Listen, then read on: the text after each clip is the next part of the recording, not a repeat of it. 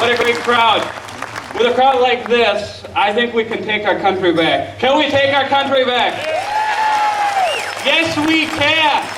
Yes, we can. Let's do this. Yes, we can. Yes, we can. Yes, we can. Yes, we can. Yes, we can. I'm so excited to be here. You know, Dick Morris is going to be here. I told my grandma I was going to be giving a speech in Sheboygan. She grew up down the road in Campbellsport, and I said, well, Dick Morris is going to be there. And she said, doesn't say anything about me, but she said, Dick Morris, well, make sure you get a book signed for me. I love him so much. And I said, well, what about me? And we have Herman Cain in the house. Yeah, Herman Cain. Actually, I'll say it like this. The future president of the United States, Herman Cain. We can do this. We can take our country back. We can take our state back. Yes, we can. Yes, we can. You patriots today are standing up for freedom, for economic and fiscal freedom, for freedom to choose your own health care, for freedom to run your own business, and for the freedom to get the government out of your way.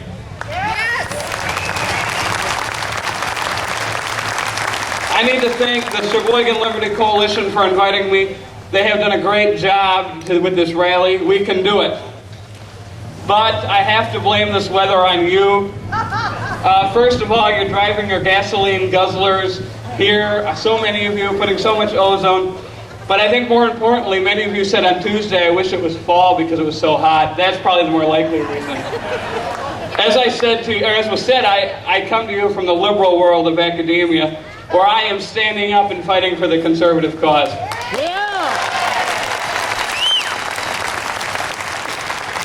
I don't know if many of you know it, but today's academia tends to teach the left way of thinking. But there are people like me willing to fight against the professors, fight against political correctness, and ensure that the true history of the United States is being taught, and there's another point of view in the classroom. You know, there's even professors like Dr. Duke Pesta at UW-Oshkosh who are fighting for the students. Dr. Pesta doesn't have tenure. He's never been granted tenure. Yet he's brave enough to go on radio shows with Vicki McKenna and Pat Snyder and expose the leftist agenda. For him, the parents, you need to know what you're paying for. Leftist propaganda. It's not unlike the propaganda on Fox News. Wait, it's exactly the difference. You know, before transferring to Marquette, I organized, as was said, at UW-Oshkosh, conservative speaker and global warming expert Christopher Horner. To me, it didn't matter that the Student Allocations Committee refused us money. It didn't matter if the university was upset at our choice of speaker, which is actually a pretty funny story. To me, all that mattered, we had a differing voice.